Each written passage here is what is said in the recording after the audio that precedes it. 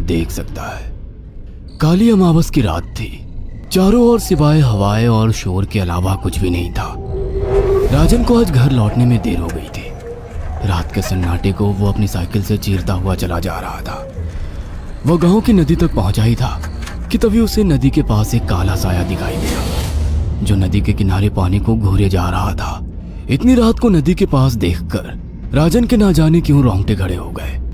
उसे ऐसा महसूस हुआ मानो उसके पैर साइकिल के पैडल पर जम गए हो। राजन कपकपाते हुए होठों से बोला, कौन है वहां पर? राजन ने इतना बोला ही था कि अचानक वो साया बिजली की रफ्तार से दौड़ता हुआ राजन के नजदीक आ गया। राजन की नजर जैसे ही उस साये पर पड़ी, उसके हलक से एक भयानक चीख निकल गई। इस घटना के 1 महीने बाद अर्जुन का सारा ध्यान ड्राइविंग पर था। उसकी पत्नी शिखा कार में ड्राइविंग सीट के बगल में बैठी हुई एक मैगजीन पढ़ रही थी। शिखा ने मैगजीन रखकर अर्जुन की ओर देखकर कहा, और कितनी दूर रह गया है तुम्हारा गांव अर्जुन? बस थोड़ी दूर रह गया है, आधे घंटे में हम पहुंच जाएंगे। तुम्हारे चेहरे पर इतनी टेंशन क्यों है? टेंशन क्यों नहीं होगी शिखा, मैंने अपनी माँ को बगैर बताए तुमसे लंदन में शादी जो कर ली।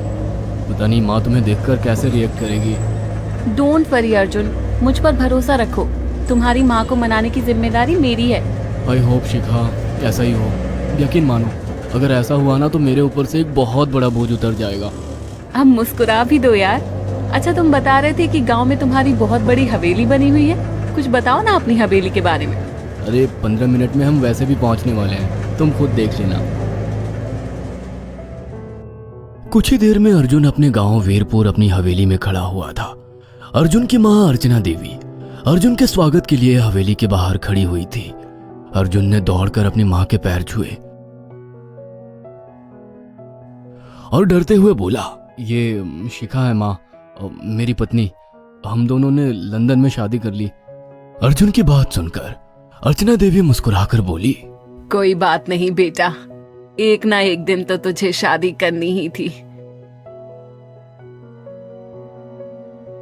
इतना बोलकर अर्चना ने अपनी बहू को गले लगा लिया और वो अंदर आने का इशारा करती हुई वहां से चली गई। अर्जुन को अपनी माँ का ये बिहेवियर देखकर बहुत ज्यादा हैरत हुई। उसे उसकी माँ इस बार बहुत बदली हुई सी लगी। अर्जुन पूरे 10 साल बाद लंदन से आया था। अर्जुन उन्हीं ख्यालों में खोया हुआ था कि उसके कानों में उसकी पत्नी शिखा की आवाज टकराई। अब क्या बाहर ही खड़े रहने का इरादा है क्या? अंदर नहीं चलोगे? कौन से ख्यालों में गुम हो गए? मुझे लगा था माँ को मेरी शादी के बारे में जानकर बुरा लगेगा, मगर माँ को तो जैसे कोई फर्क ही नहीं पड़ा। अजीब आदमी हो। ये तो अच्छी बात है, मुझे मेहनत करने की जरूरत ही नहीं पड़ी। चलो अब अंदर भी चलो। अर्जुन और शिखा अंदर की ओर चले गए। अर्जुन ने देखा कि उसकी हवेली में सन्नाटा पसरा हुआ था। उसे याद था कि उसकी हवेली में बहुत सारे नौकर चाकर हुआ करते थे। डाइनिंग टेबल पर डिनर के दौरान अर्जुन अपनी माँ से जो बोला, वो सुन उसकी पत्नी शिखा और रहस्यमय अंदाज में मुस्कुराकर लगातार देखे जा रही थी। माँ, हवेली के सारे नौकर कहाँ गए? मैंने सबको छुट्टी दे दी बेटा। लेकिन क्यों माँ, तुम्हें तो काम करने में बहुत ज्यादा तकलीफ होती होगी। नहीं बेटा, मुझे कोई तकलीफ नहीं होती। कुछ वक्त से मुझे सुकून और सन्नाटा अच्छा लगता है। अर्जुन इससे पहले अपनी माँ से कुछ कहता कि उसकी माँ ने उसे बोलने से रोक दिया। अर्जुन चुपचाप खाना खाने लगा। खाने के बाद अर्जुन और शिखा बेडरूम में चले गए।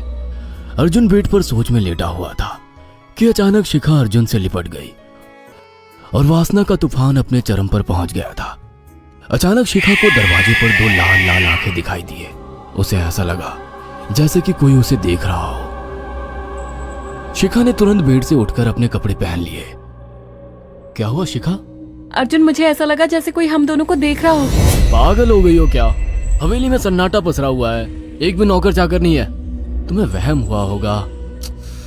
तुमने तो सारा मूड खराब कर दिया शिखा, अब सो जाओ। उस रात अर्जुन तो गहरी नींद में सो गया, मगर शिखा की आंखों से नींद कोसों दूर थी। अगली सुबह शिखा जल्दी उठकर किचन की ओर चली गई, मगर उसने देखा कि उसकी सास अर्चना नाश्ता तैयार कर चुकी थी। माँ, आपने तकलीफ क्यों की? मुझे बुला लेती आप। शिखा की बात सुनकर उसकी सास अजीब से अंदाज में शिखा की ओर देखने लगी। उनके देखने के अंदाज में पता नहीं ऐसा क्या था कि शिखा को अपने रोंगटे खड़े होते हुए महसूस हुए। अर्चना धीरे धीरे करीब कदमों से शिखा के करीब आकर बोली, कोई बात नहीं बेटी, तुम्हें अब यहीं रहना है। तुम सिर्फ मेरे बेटे के साथ प्यार से रहो और जल्दी से मुझे एक पोता दे दो। काम की चिंता मत करो, वो सब मैं कर लूंगी। कुछ ही दिनों के बाद अर्चना गर्भवती हो गई। उसे हवेली में रहते हुए 6 महीने से ज्यादा वक्त हो चुका था और इन 6 महीनों में उसने नोट किया कि जब से वो गर्भवती हुई है उसकी सास अचानक से आकर उसके पेट पर हाथ फेरने लगती और अजीब से अंदाज में उसके पेट को घूरने लगती। शिखा ने तंग आकर अर्जुन से कहा, अर्जुन, मुझे तुम्हारी माँ का बिहेवियर बड़ा अजीब लगता है। तुम्हारी माँ जब देखो मेरे पेट पर आकर हाथ फेरती रहती है। अरे माँ को अपने पोते के आने का बेसब्री से इंतजार है शिखा, इसमें अजीब लगने वाली क्या बात है? मैं तुम्हें कैसे समझाऊं? मैंने माँ की आंखों में एक अजीब सी चमक देखी है। कैसी चमक? शिखा के मुंह से अचानक से एक अल्फाज निकल गया, जैसे किसी डायन की आंखों में होती है। शिखा की बात सुनकर अर्जुन का गुस्सा 7वें आसमान पर पहुंच गया। वो गुस्से से चीखते हुए बोला, खबरदार शिखा, आगे एक शब्द मेरी माँ के खिलाफ मत निकालना, नहीं तो मुझसे बुरा कोई नहीं होगा। तुम्हें शर्म आनी चाहिए शिखा। जब से तुम यहाँ पर आई हो तब से मेरी माँ तुम्हारी कितनी चिंता करती है। वह तुम्हें समय से खुद नाश्ता बनाकर देती है, खाना देती है, यहाँ तक कि हवेली की साफ सफाई भी वो अकेली करती है। क्या बोलूं अब तुमसे, शर्म आती है मुझे तुम्हें अपनी पत्नी कहते हुए। इतना कहकर अर्जुन गुस्से से कमरे से निकल गया। शिखा अर्जुन से बहुत कुछ कहना चाहती थी मगर कह नहीं पाई। उसने महसूस किया था कि चाहे कितनी भी तेज आंधी और तूफान आए मगर हवेली के अंदर धूल की एक परत तक नहीं जमती थी और दिन ब दिन अर्चना के चेहरे की झुर्रियां कम होती जा रही थी। ऐसा लगता था मानो वो जवान हो रही हो। शिखा के अब 9 महीने कंप्लीट हो चुके थे और एक रात अचानक उसे प्रेगनेंसी पेन होने लगे। वो दर्द से तड़पने लगी। ये देखकर अर्जुन घबरा गया। वो दौड़ा दौड़ा माँ को बुलाकर लाया और बोला, माँ, हमें तुरंत शिखा को किसी अच्छे हॉस्पिटल में एडमिट कराना होगा। अर्जुन ने देखा कि उसकी माँ ने उसकी बात को सुना ही नहीं। वो तो बस शिखा के गर्भ की ओर आंखें फाड़ फाड़ कर देखी जा रही थी। अर्जुन एक बार चिल्लाकर कहा, माँ, हमें शिखा को इसी वक्त हॉस्पिटल में एडमिट कराना होगा। नहीं, शिखा की डिलीवरी हॉस्पिटल में नहीं, इसी हवेली में होगी। लेकिन इस हवेली में आपके और मेरे अलावा कोई नहीं है। तभी शिखा दर्द से तड़पने लगी। अर्चना ने अपने बेटे को धक्के देकर कमरे से बाहर निकाल दिया और दरवाजा बंद कर लिया। अर्जुन हक्का बक्का रह गया। अर्जुन दौड़ता हुआ गांव की ओर गया। उसने देखा कि गांव में एक पेड़ के नीचे गांव के सभी बुजुर्ग इकट्ठे थे। उनके हाथों में जलती हुई मशालें थीं। अर्जुन उनके पास पहुंच गया और बोला, मेरी मदद कीजिए, मेरी बीवी को प्रेगनेंसी दर्द हो रहे हैं। आप प्लीज किसी दाई को बुला लीजिए, जितना पैसा चाहिए देने को मैं तैयार हूँ। तभी उसके कानों में गांव के सरपंच की आवाज टकराई, बेवकूफ लड़के, तू अपनी बीवी को एक डायन के यहाँ पर मरने के लिए छोड़ आया। क्या कहना चाहते हैं आप? आप जानते हैं आप क्या कह रहे हैं? वही जो तू सुन रहा है। तेरी माँ एक डायन है। इन गांव वालों के हाथों में जो मशाले देख रहा है ना, हम तेरी ही हवेली में आग लगाने जा रहे थे। तेरी माँ ने इस गांव में ना जाने कितने नौजवानों को मार कर खाया है। तेरी माँ एक डायन है। लगता है आपका दिमाग खराब हो गया है। आप जानते भी हैं मैं कौन हूँ? हाँ, मैं जानता हूँ। तू ठाकुर धीरेन्द्र प्रताप का बेटा है। तेरे पिता को शक हो गया था कि तेरी माँ एक डायन है, इसीलिए उन्होंने तुझे हमेशा उससे दूर रखा। पहले तेरी माँ ने तेरे पिता को मारा और धीरे धीरे करके वह हवेली के सारे नौकरों को मार कर खा गई और फिर गांव वालों को भी मारने लगी।